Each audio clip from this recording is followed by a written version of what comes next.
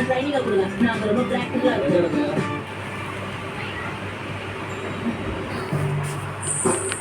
Hello, என்னது இது? இங்க ஒன்றும் சங்கராபுரமும் சலங்கொலியும் நடக்கல. நம்மளுக்கெல்லாம் மாஸ் பீட். டேய் நீ ஆன் பண்ற. பேமெண்ட்லாம் பக்காதானே? முதல்ல ப்ளே பண்றேன். சரியா? ஓகே ஓகே ஓகே, ஸ்டார்ட் பண்ணலாமா?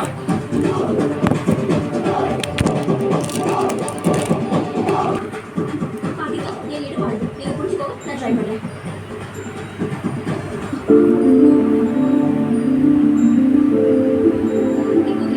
நீங்க இப்ப தலையை புடிச்சுக்கோங்க. நெக்ஸ்ட் நான் ட்ரை பண்றேன்.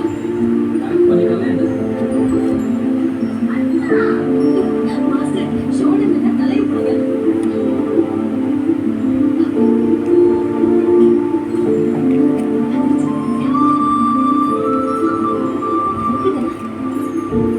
ஓகே இல்ல?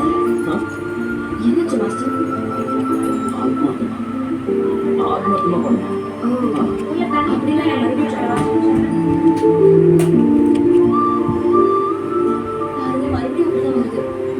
மாஸ்டர் எனக்கு இதெல்லாம் வராதுன்னு வந்து, எனக்கு வந்திருக்குல்ல, நான் ஃபீல் பண்றேன். உங்களுக்கும் வந்துடும். காலேஜில் வேணும்னு சொன்ன ரோடு பண்ணியா நீ சொன்னல என் பொண்டாட்டி இந்த மாதிரிலாம் பண்ணுறதுக்கு பிடிக்காது. யாரடி? என்னோட மாஸ்டர். எந்த ஸ்கூலுக்கு? கிளம்பு, வீட்டுக்கு போய் சமையல் ஒழுங்கா கற்றுக்கு, இல்லைன்னா அவ்வளோதான்.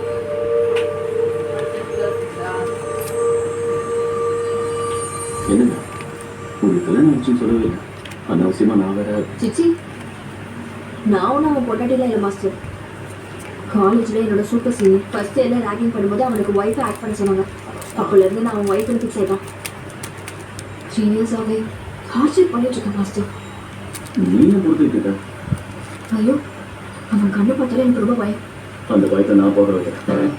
அவளுக்கு ஃபோனை போட்டு காலையில் தேனாம்பேட்டை பார்த்து பார்த்து சொன்னேன். வர சொல்லி மொத்தத்தை நான் பார்த்துட்டேன்.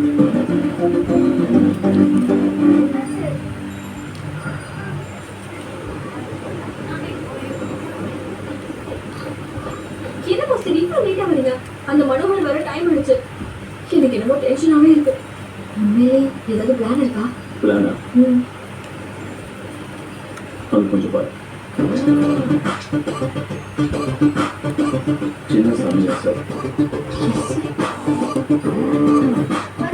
அவர் பின்னாடி